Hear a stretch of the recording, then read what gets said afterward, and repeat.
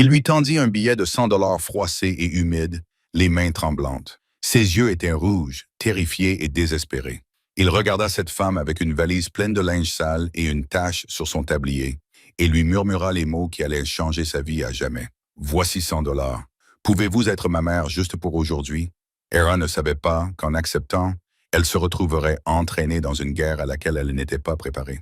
Elle ne savait pas que son père était Dominic Valente, l'homme le plus dangereux de Chicago, et elle ne savait certainement pas qu'au coucher du soleil, elle serait la seule à se dresser entre ce petit garçon et une balle.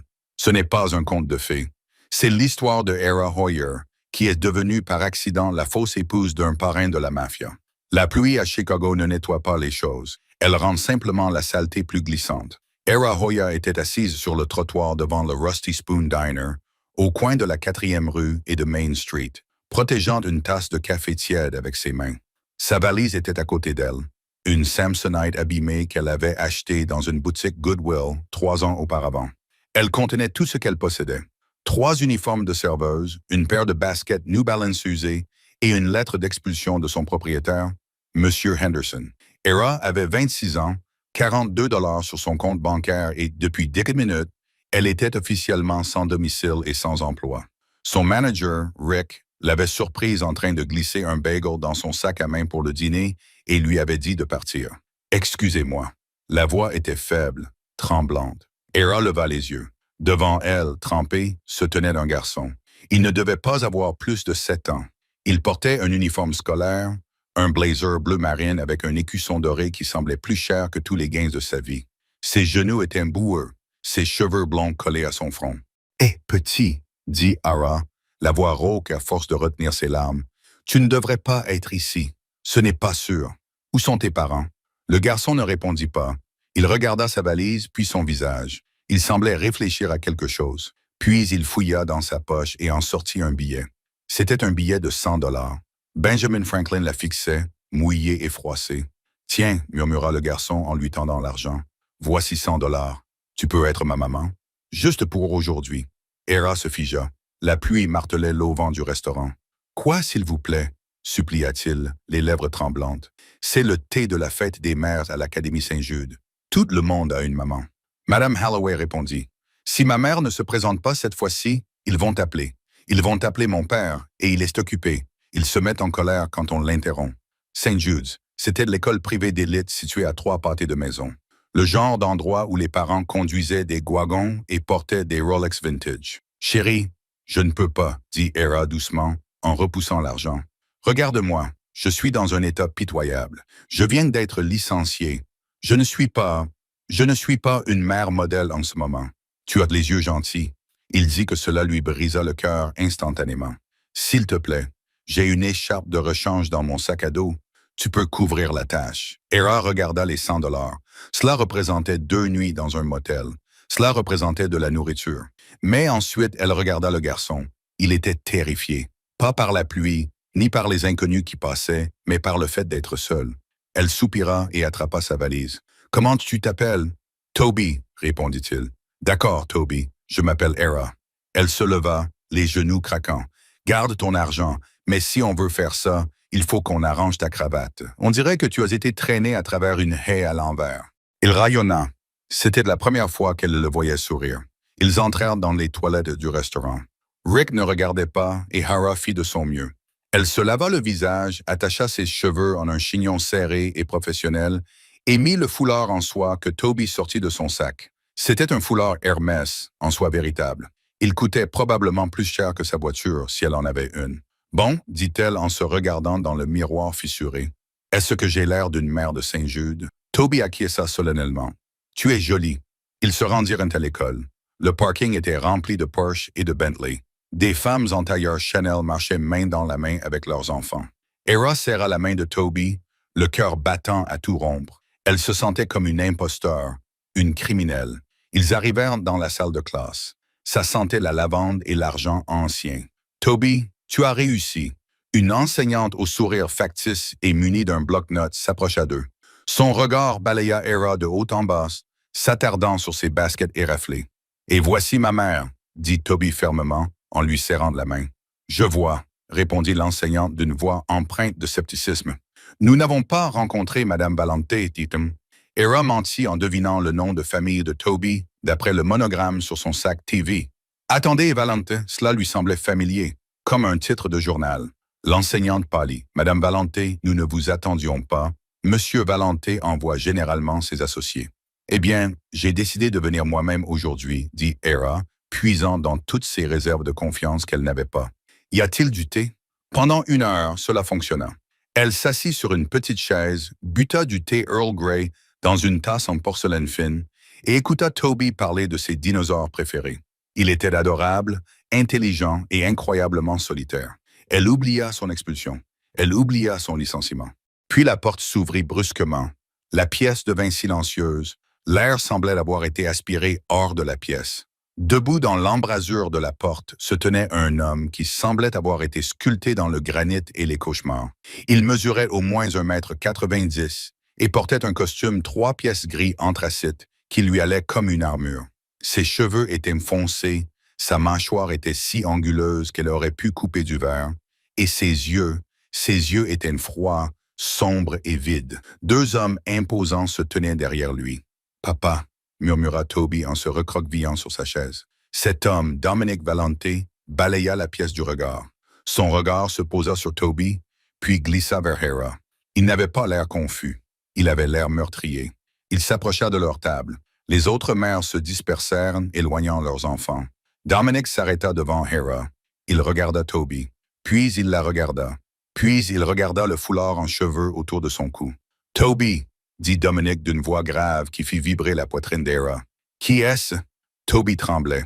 Hera lui serra la main sous la table. « J'ai posé une question, » dit Dominic en la fixant du regard. « Qui êtes-vous et pourquoi tenez-vous la main de mon fils » Hera se leva.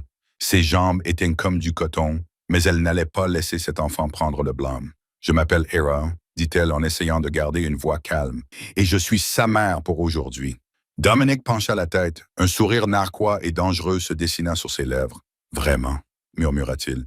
Il tendit la main et toucha le tissu bon marché de son manteau. « Eh bien, Hera, tu as 5 secondes pour m'expliquer pourquoi je ne devrais pas demander à mes agents de sécurité de te faire passer par la fenêtre avant que tu aies fini ton thé. » Le silence dans la salle de classe était assourdissant.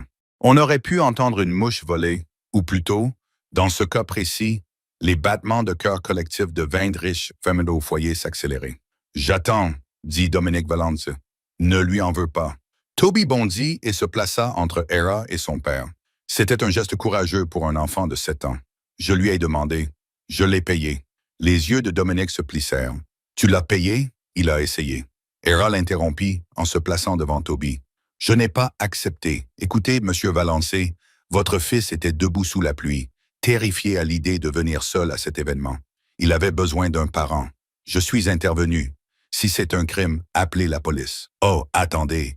J'ai oublié qui vous êtes. Vous n'appelez pas la police, n'est-ce pas? » Dès que les mots eurent quitté sa bouche, Hera les regretta. On ne répond pas avec insolence au chef de la mafia de Chicago. Dominic la fixa du regard pendant 1 seconde. Elle crut qu'il allait la frapper. Au lieu de cela, il y eut un petit rire sec. « Vous avez la langue bien pendue pour une femme qui porte un foulard qu'elle n'a manifestement pas acheté, » fit-il remarquer. « Il est à moi, » dit Toby. « Je le lui ai donné. » Dominic soupira en passant une main sur son visage. Il avait l'air épuisé. Sous son apparence terrifiante, Hera aperçut l'ombre d'un homme noyé sous le poids des responsabilités. « Montez dans la voiture. »« Excusez-moi, » demanda Hera. « Sortez tous les deux maintenant. » Il se retourna et sortit. Les 2 gardes, qui ressemblaient à des distributeurs automatiques avec des jambes, leur firent un signe de les suivre. Ils marchèrent jusqu'au trottoir où une flotte de SUV noirs tournait au ralenti. Un chauffeur ouvrit la porte du véhicule de tête. Hera hésita. « Si je voulais votre mort, mademoiselle Hoyer, vous n'arriveriez jamais jusqu'au trottoir, » cria Dominic depuis l'intérieur du véhicule en cuir noir. « Comment connaissez-vous mon nom ?» demanda-t-elle en serrant la poignée de sa valise. « Je sais tout. Montez. » Elle monta. Toby se glissa à côté d'elle. La voiture sentait l'eau de cologne coûteuse et l'huile à fusil alors qu'il s'immisçait dans la circulation de Chicago. Dominic tapota sur une tablette. Hera Hoyer, 26 ans, récemment employé au Rusty Spoon. Licencié aujourd'hui à 9 heures pour avoir volé un bagel. Expulsé du 402 East Elm Street à 8h30. Aucun parent vivant. Abandon scolaire au lycée.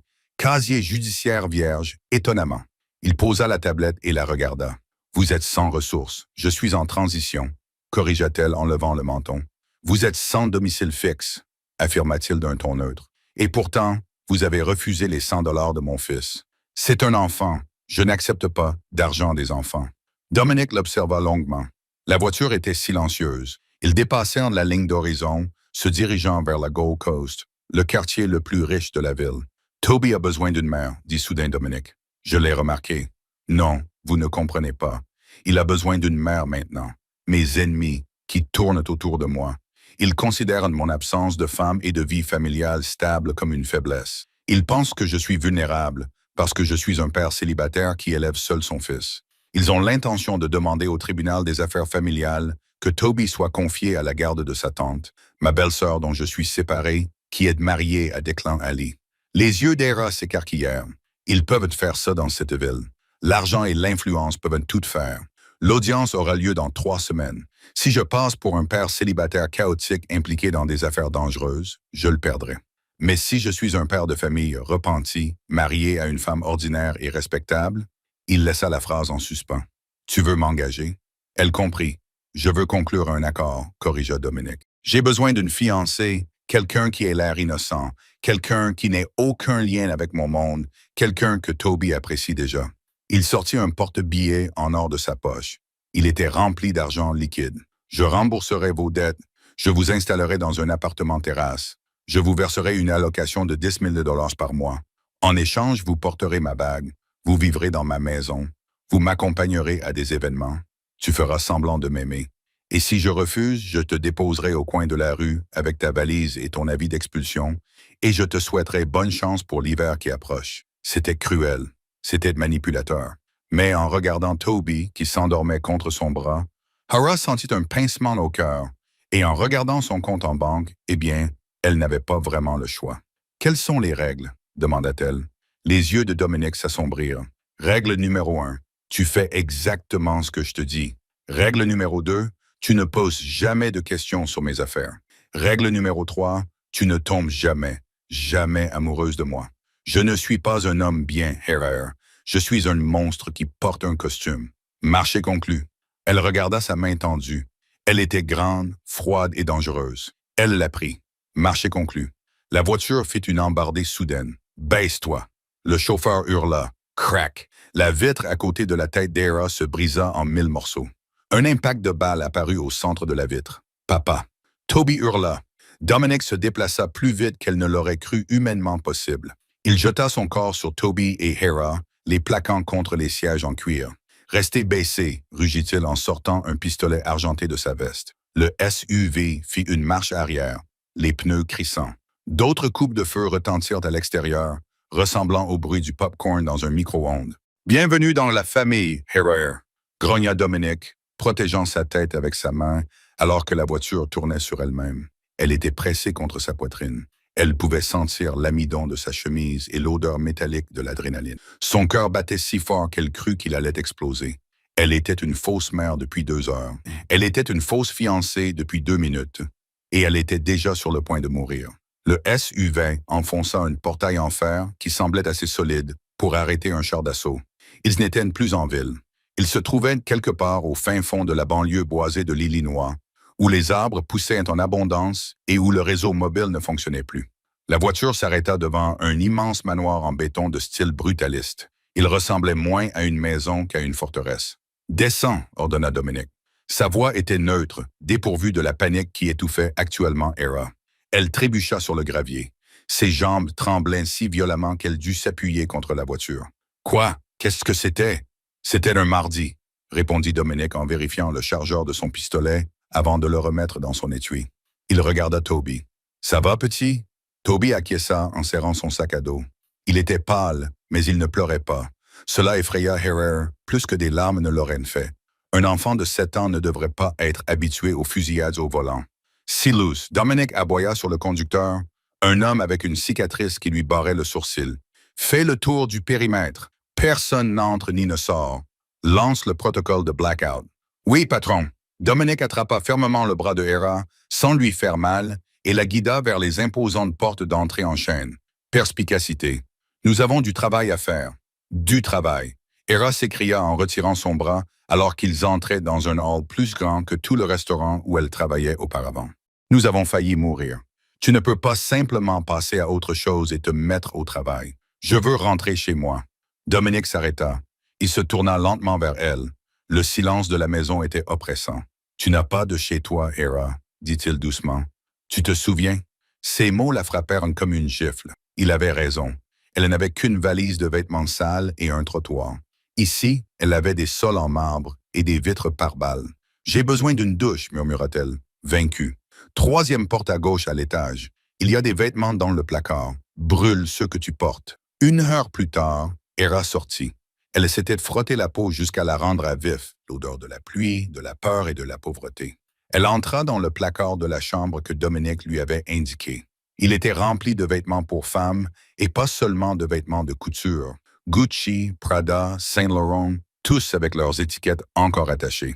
Ils étaient pour ma sœur, dit une voix depuis l'embrasure de la porte. Hera sursauta. Dominique était appuyé contre le cadre de la porte. Il avait retiré sa veste et retroussé ses manches, révélant des avant-bras musclés et tatoués. Un serpent enroulé autour de son poignet gauche. Elle restait ici parfois, continua-t-il, ses yeux la scrutant. Elle était enveloppée dans un peignoir blanc moelleux. Elle a des mensurations similaires. Choisis quelque chose. Le styliste sera là dans 1 heure pour s'occuper du reste. Le reste? Elle toucha ses cheveux en bataille. Si tu veux devenir Madame Valente, tu ne peux pas avoir l'air de sortir d'une soupe populaire. Les O'Mall cherchent des failles dans l'armure. Tu es actuellement une très grande faille. Il entra dans la pièce, réduisant la distance entre eux. L'air sembla soudainement très rare.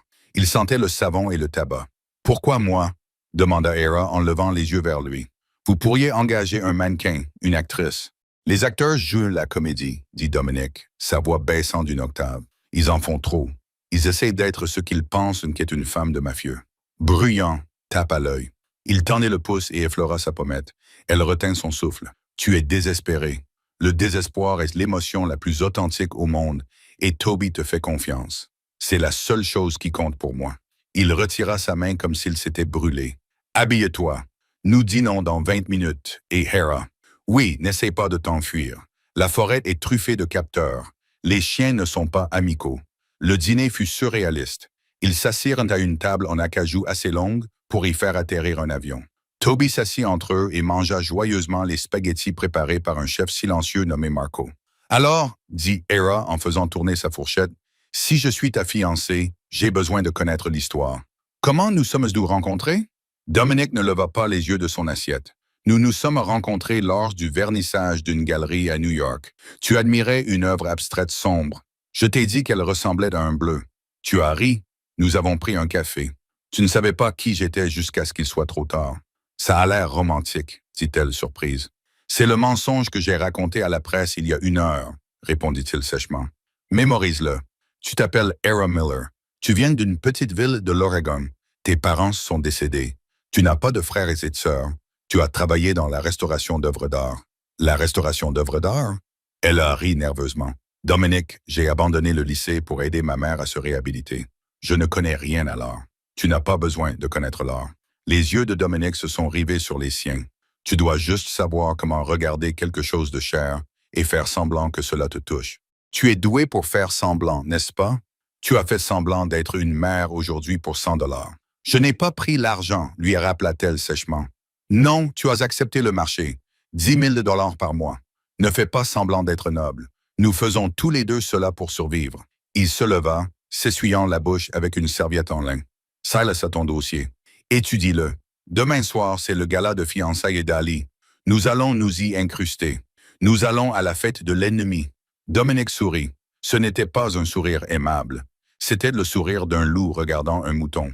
Nous ne nous cachons pas, Hera. Nous nous dévoilons. Nous entrons dans la tanière du lion et nous leur montrons que je ne suis pas un animal blessé. Je suis le roi et toi, tu es la reine. Il se plaça derrière sa chaise et se pencha pour que ses lèvres effleurent son oreille. Tu es la reine. Ne me déçois pas. La grande salle de bal de l'hôtel Palmer House était décorée d'or et de cristaux. Un quatuor à cordes jouait du Vivaldi dans un coin, luttant pour se faire entendre malgré le brouhaha des élites de Chicago qui bavardaient, buvaient et complotaient. Hera se tenait en haut du grand escalier, sa main agrippant le bras de Dominique si fort que ses jointures étaient blanches. « Respire », murmura Dominique. Elle baissa les yeux vers elle-même. Le relooking avait été radical. Ses cheveux avaient été teints d'un châtain plus riche et plus foncé et coiffé en ondulations brillantes. Sa peau avait été exfoliée, hydratée et maquillée à la perfection. Quant à la robe, c'était une robe longue en soie vert émeraude, avec une fente dangereusement haute sur la cuisse et un dos plongeant jusqu'à la taille. Elle portait des boucles d'oreilles en diamant qui pesaient plus lourd que son ancien appartement. « J'ai envie de vomir », murmura-t-elle. « Fais-le sur Declan si tu y tiens », répondit Dominique. « C'est l'heure du spectacle. » Ils descendirent les escaliers. Dès qu'ils arrivèrent à mi-chemin, la salle se tut. Les têtes se tournèrent. Des murmures parcoururent la foule comme une vague. « C'est lui?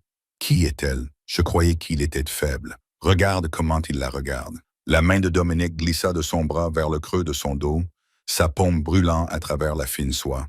Il la tira contre lui. C'était un geste possessif. « Garde la tête haute, murmura-t-il. Regarde-les comme s'ils te devaient de l'argent. » Ils arrivèrent en bas des escaliers et les requins commencèrent à tourner autour d'eux. Dominique, un homme aux cheveux gris lissés en arrière et au sourire qui n'atteignait pas ses yeux, s'approcha d'eux. « Nous ne t'attendions pas. Et qui est cette charmante créature? » « C'est Hera, » dit Dominique d'une voix suave. « Mon fiancé allaita, un allaitement audible. »« Fiancé ?» demanda l'homme, son sourire vacillant. « Je ne savais pas que tu voyais quelqu'un. Je garde mes trésors cachés. »« Monsieur le maire, » dit Dominique en lui faisant un clin d'œil. « Hera, chérie, voici le maire Higgins.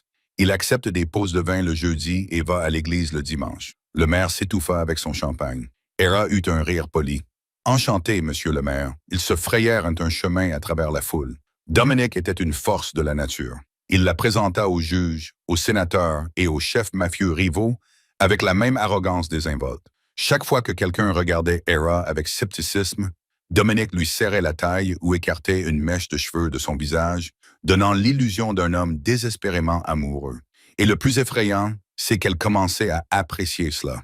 Pour la première fois de sa vie, elle n'était pas invisible. Elle était puissante. Puis la musique changea. Un tango lourd et lent commença à jouer. Eh bien, eh bien, eh bien. La foule s'écarta. Un homme s'avança.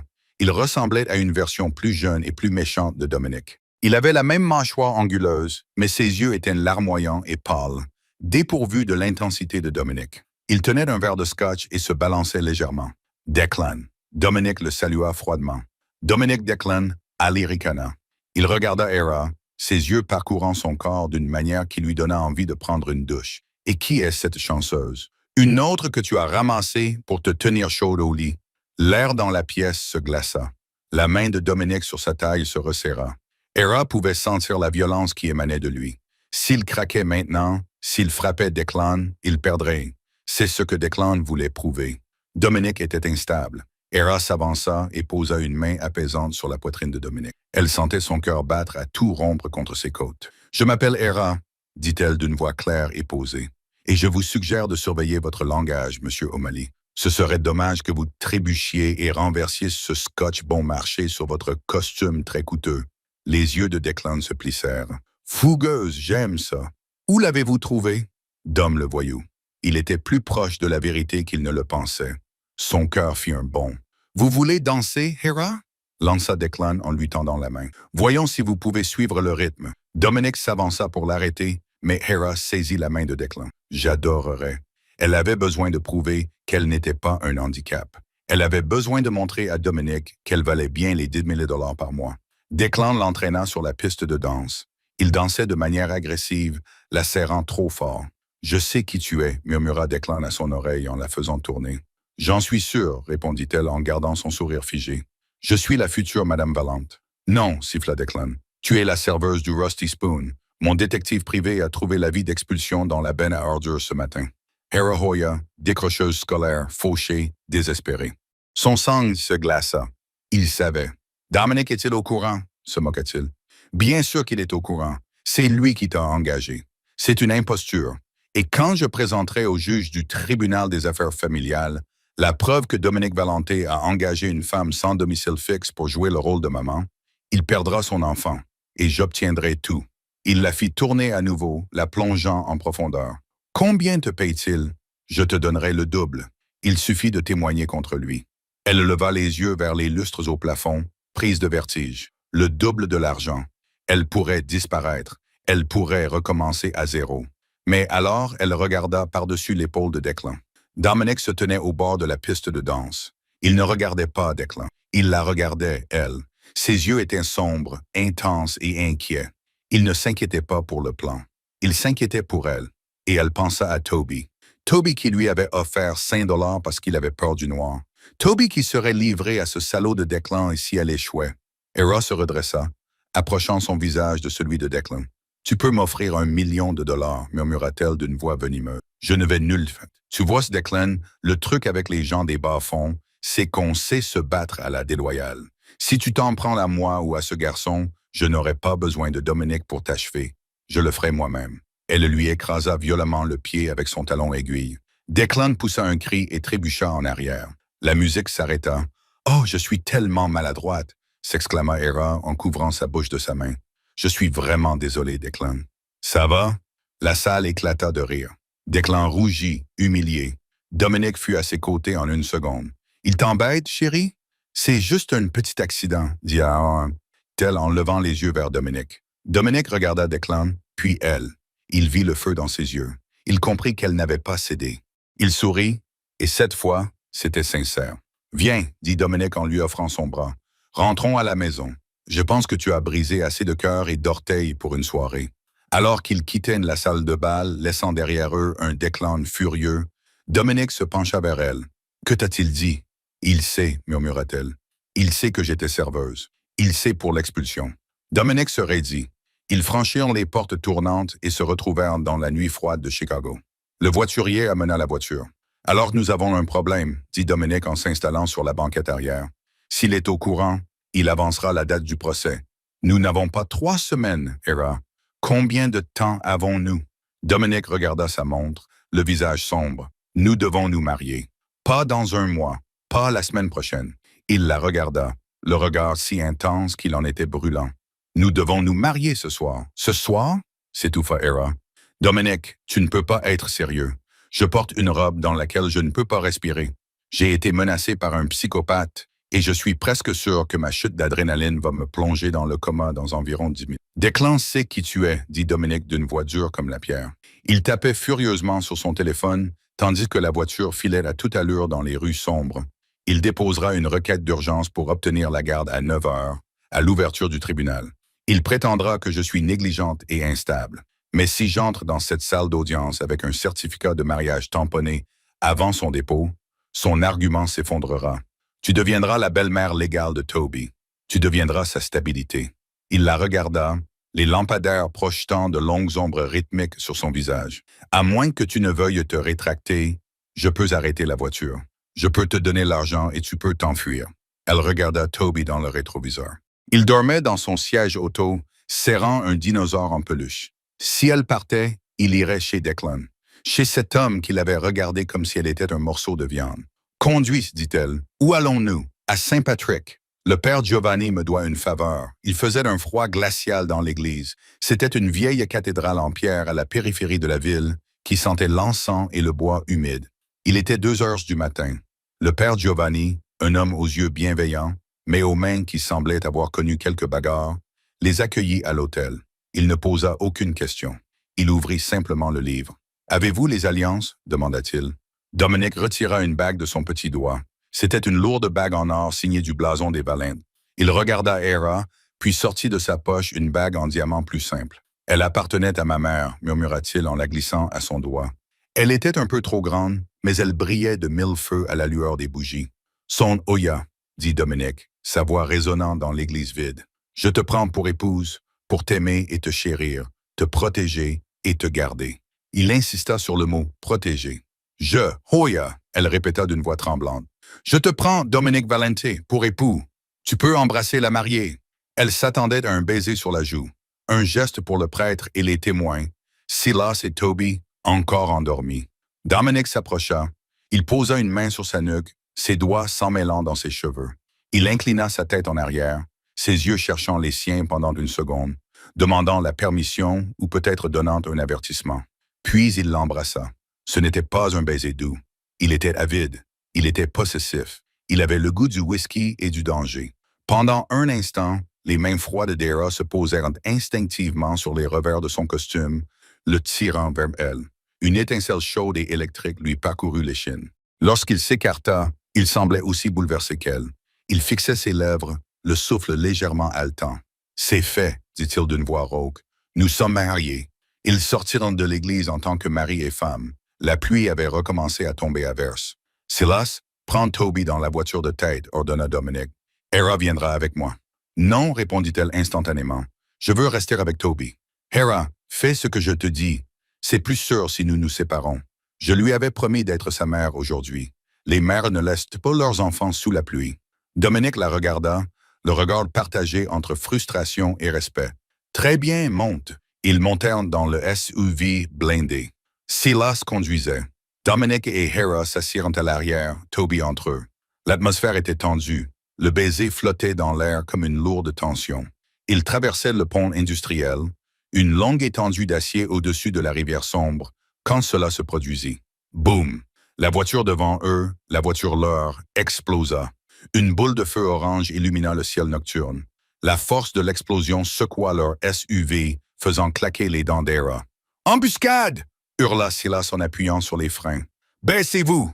rugit Dominic. Il se jeta à nouveau sur Toby et Hera, mais cette fois, la menace ne venait pas seulement des balles. Un camion lourd a percuté le côté de notre SUV, les coinçant contre la rambarde du pont. Le métal a hurlé contre le métal. La vitre à côté d'Hera s'est fissurée. « Ils enfoncent la porte !» a crié Silas en sortant son arme. Dominic a ouvert la porte de l'autre côté d'un coup de pied. Hera a attrapé Toby. « Il faut partir. »« Partir où, aïe » a-t-elle crié. « Nous sommes sur un pont. Sortez maintenant !»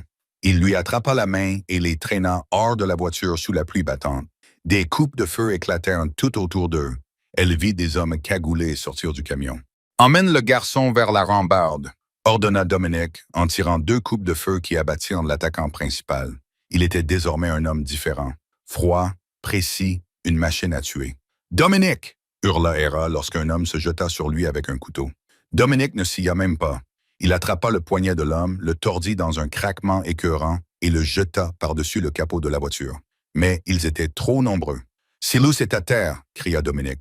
Il regarda Hera, les yeux exorbités. « Hera, écoute-moi. Il y a une échelle d'entretien à 10 mètres derrière nous. Prends Toby. Descends au pont inférieur. Cours. Et toi, je vais te faire gagner du temps. Non. » Elle lui saisit le bras. « Je ne veux pas être veuve 5 minutes après être devenue mariée. » Dominic la regarda, stupéfait. Puis il plongea la main dans sa ceinture et en sortit une arme de secours, un petit revolver. Il le lui mit dans les mains. « Tu sais tirer? Je n'ai jamais tenu une arme de ma vie.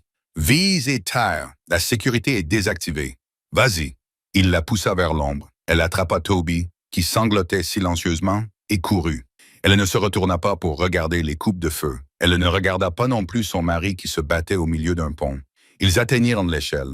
Hera attacha Toby sur son dos à l'aide de l'écharpe Hermès, celle qui avait tout déclenché, et descendit dans l'obscurité, le bruit des coups de feu résonnant au-dessus de sa tête comme des cloches de mariage venues tout droit de l'enfer. Hera ne se souvenait pas comment ils étaient revenus au domaine. Il y eut un taxi volé. Elle laissa une boucle d'oreille en diamant sur le tableau de bord en guise de paiement, une course effrénée à travers les bois, et l'équipe de sécurité qui faillit lui tirer dessus à la porte. Mais ils y arrivèrent. Il était 4 heures du matin. La maison était complètement bouclée. Des volets en acier couvraient toutes les fenêtres. Des hommes lourdement armés patrouillaient dans les couloirs. Elle était assise dans la cuisine, frissonnante, enveloppée dans une couverture. Toby était enfin endormi à l'étage, gardé par 2 hommes. La porte arrière s'ouvrit. Dominic entra. Il avait l'air terrible. Son costume était déchiré. Son visage était couvert de suie et de sang. Il boitait. Hera se leva de sa chaise, raclant bruyamment le sol. « Dominic !» Il leva les yeux. Quand il la vit, la tension dans ses épaules se relâcha enfin. Il s'effondra contre le cadre de la porte. « Tu es vivante !» murmura-t-il d'une voix rauque. Elle courut vers lui. Elle ne réfléchit pas. Elle courut, tout simplement. Elle jeta ses bras autour de son cou, enfouissant son visage dans sa chemise déchirée. Il sentait le gork et le sang, mais il était chaud. Il était vivant. Il l'enlaça, la serrant contre lui. Il enfouit son visage dans ses cheveux, poussant un long soupir tremblant. « J'ai cru que je t'avais perdu, murmura-t-il quand j'ai vu la voiture exploser. « Je suis là, dit-elle en s'écartant pour le regarder. Il avait une vilaine entaille au front. « Tu saignes. Ce n'est rien. Assieds-toi. Je vais recoudre ça. Era, j'ai des médecins. Assieds-toi. » Il s'assit. Pendant les 20 minutes qui suivirent, la cuisine resta silencieuse, à l'exception du bruit de l'eau qui bouillait et du cliquetis des ciseaux. Era nettoya sa blessure. Elle avait appris les premiers secours en s'occupant de sa mère toxicomane. Elle savait comment gérer le sang. Dominic l'observa toute la temps. Son regard était intense, suivant chaque mouvement de ses mains. « Tu as bien agi ce soir, dit-il doucement, alors qu'elle fixait le pansement avec du sparadrap. « Tu l'as sauvé. »« Nous l'avons sauvé, corrigea-t-elle. »« Tu n'as pas fui. Tu aurais pu fuir. Nous avons conclu un accord, dit-elle d'une voix légèrement tremblante. Et je ne romps pas mes promesses envers les enfants. » Dominic lui prit la main. Il la porta à ses lèvres et embrassa ses jointures. Ce geste était si tendre qu'il lui serra le cœur. « Tu n'es pas seulement une serveuse ici, murmura-t-il. Tu es une guerrière. » Le moment fut brisé par la sonnerie d'un téléphone. Ce n'était pas le téléphone de Dominic. C'était un faible bourdonnement provenant du garde-manger. Dominic se figea. La tendresse disparut, remplacée instantanément par l'aube. Il se leva en grimaçant et se dirigea vers le garde-manger. Il déplaça un sac de farine et sortit un petit téléphone jetable. Il était scotché sous l'étagère. Il le fixa du regard. C'est ainsi qu'ils ont su pour l'embuscade sur le pont, l'itinéraire, le fait que nous étions à l'église. Quelqu'un dans cette maison a divulgué notre position. Quelqu'un a placé un micro.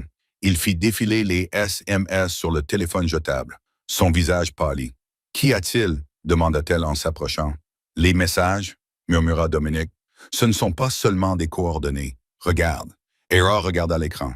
La cible quitte l'église. La fille est avec lui. Elle est faible. Visez le garçon. Le père se sacrifiera. « Qui » demanda-t-elle, horrifiée. « Seules 3 personnes ont accès à ce garde-manger, dit Dominic d'une voix étrangement calme. Marco, le chef, Silus et Madame Higgins. Madame Higgins, Era eut le souffle coupé. La gouvernante, celle qui a préparé du lait chaud à Toby ce soir. Dominic, elle est avec toi depuis des années. C'était la nounou de ma femme? Dominic dit qu'elle a élevé Elanana. Il écrasa le téléphone dans sa main. Declan n'a pas seulement engagé une espionne. Il a monté ma famille contre moi. Dominic se dirigea vers l'interphone mural et appuya sur le bouton. « Sécurité, amenez Madame Higgins dans le bureau immédiatement. »« Dominic, dit Era en lui saisissant le bras. Qu'est-ce que tu vas faire? » Il la regarda, et pour la première fois, elle vit le monstre dont il l'avait prévenu. La noirceur dans ses yeux était absolue. « Je vais faire ce qui doit être fait, dit-il. Montez à l'étage, Era. Mets des écouteurs à Toby. Verrouille la porte. Et ne sors pas avant que je vienne te chercher. »« Dominic, va-t'en » rugit-il. Elle courut à l'étage. Elle fit irruption dans la chambre de Toby et verrouilla la porte. Elle mit ses écouteurs de jeu anti-bruit sur ses oreilles pendant qu'il dormait. Puis elle s'assit par terre, le dos contre la porte. En bas, elle entendit un cri, puis une supplication, puis un coup de feu, puis le silence. Elle serra ses genoux contre sa poitrine, fixant l'alliance à son doigt. Elle scintillait innocemment au clair de lune. Elle était la femme d'un tueur. Elle était la mère d'une cible. Et ils étaient piégés dans une maison pleine de fantômes. Mais alors qu'elle était assise là, à écouter le silence, elle réalisa autre chose. Elle n'avait pas peur de Dominic. Elle avait peur pour lui. Car le SMS sur le téléphone jetable comportait une dernière ligne qu'elle n'avait pas lue à voix haute. Phase 1 terminée. Passons maintenant à la phase 2, le mariage rouge. Elle se précipita. Le mariage rouge, cela ne signifiait pas une attaque sur la route. Elle regarda par la fenêtre. Les lumières de sécurité du périmètre clignotaient. Une à une, elles s'éteignaient. L'ennemi n'était pas seulement au pont, il était ici. « Dominic » cria-t-elle en arrachant les écouteurs des oreilles de Toby et en le secouant pour le réveiller. « Dominic, ils sont dans le périmètre. » La vitre de la fenêtre de la chambre vola en éclats. Le verre se brisa vers l'intérieur, faisant pleuvoir des éclats sur la moquette moelleuse. Un grappin heurta le rebord de la fenêtre, suivi immédiatement par le bruit sourd de bottes. « Cache-toi derrière le lit !»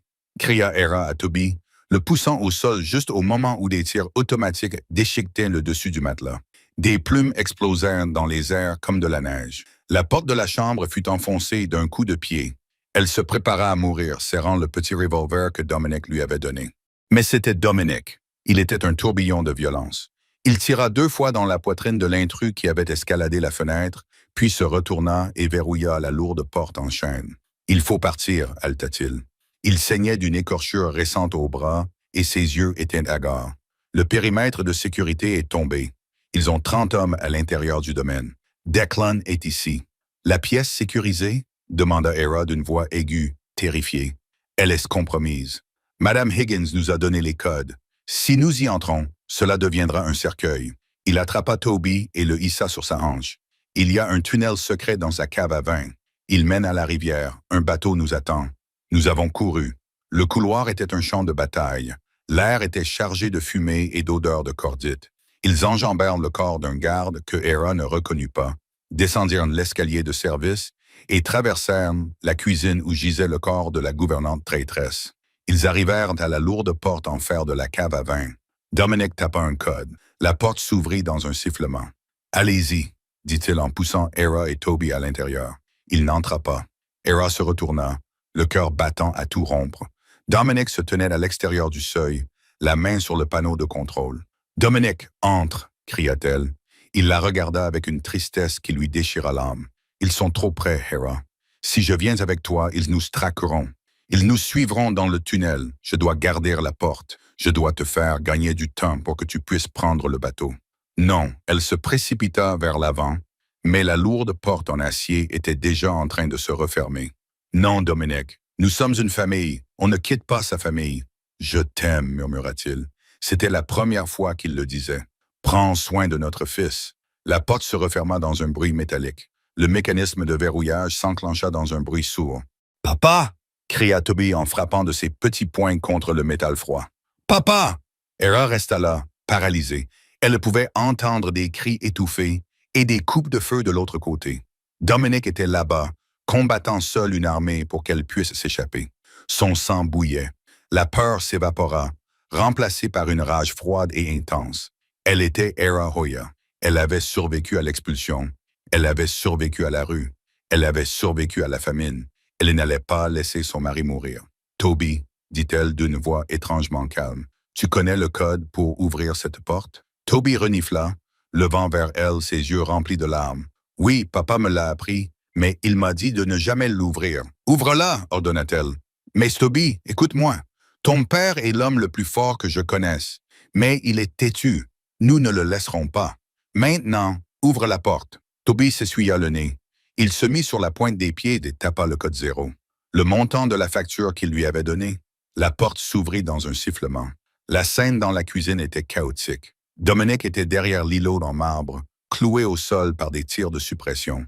Declan Alice se tenait près du réfrigérateur, flanqué de 4 hommes. Il riait. « Abandonne, Dom, » raya Declan. « Ouvre la cave, remette-moi la fille et le gamin, et je ferai vite. » Dominic n'avait plus de munitions. Hera le vit retirer le chargeur vide de son armée, le visage sombre. Il sortit un couteau de sa botte. Il se préparait à les charger, à mourir en combattant. Il ne la vit pas, mais Declan, oui. Eh bien, Declan ricana en pointant son arme sur elle. Regardez qui est revenu pour le spectacle. La serveuse. Dominic se retourna, l'horreur se lisant sur son visage. « Hare, cours! »« J'en ai fini avec courir, » dit-elle. Elle ne leva pas son arme.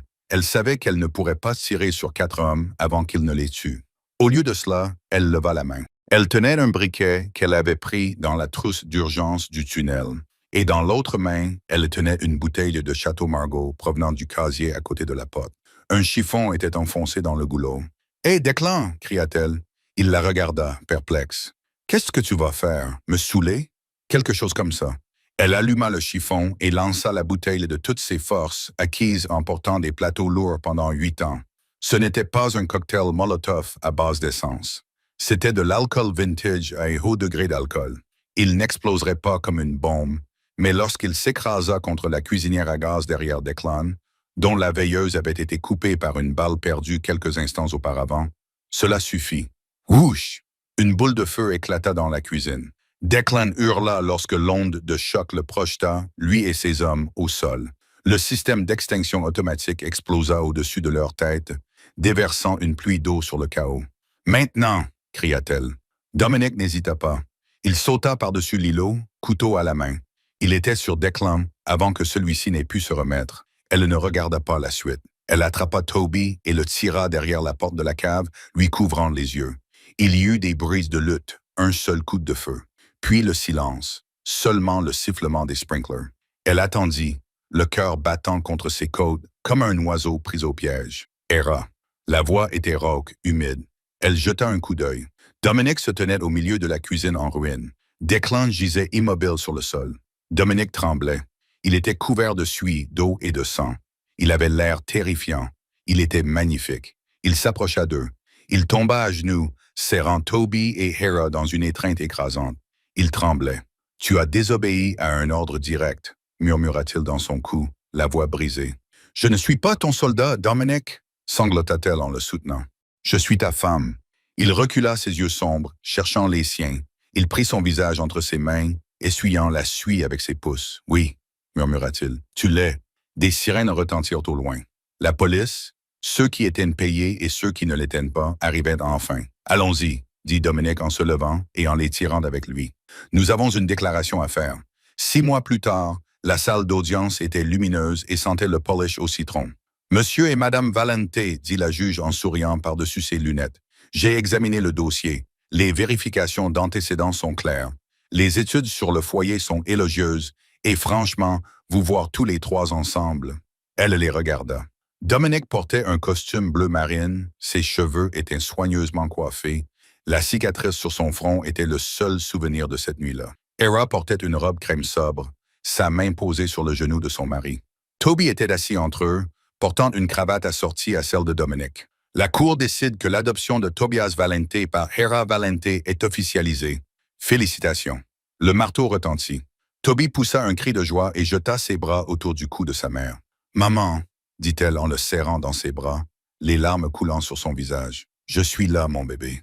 Je suis là pour toi. » Dominic se pencha et l'embrassa sur la tempe. « Ça va? »« Je vais très bien, » murmura-t-elle. Ils sortirent du tribunal sous le soleil éclatant de Chicago. Il ne pleuvait pas aujourd'hui. Une flotte de voitures les attendait. Mais avant qu'ils ne montent, un sans-abri assis sur un banc près de l'entrée leur tendit une tasse. « Vous avez de la monnaie ?» demanda-t-il. Dominic chercha son portefeuille, mais Hera l'arrêta. Elle ouvrit son sac à main. Elle en sortit un billet de 100 $ tout neuf. Elle s'approcha de l'homme. Elle s'agenouilla, comme le petit garçon l'avait fait 6 mois plus tôt. « Tenez, dit-elle en plaçant le billet dans sa tasse. Prenez ça et rendez-moi service. »« Tout ce que vous voulez, madame, » répondit l'homme, les yeux écarquillés. « Achetez un repas chaud et appelez votre mère. » Elle retourna vers son mari et son fils. Dominic lui tint la porte ouverte. « Prête à rentrer à la maison, madame Valente ?» demanda-t-il avec un petit sourire en coin.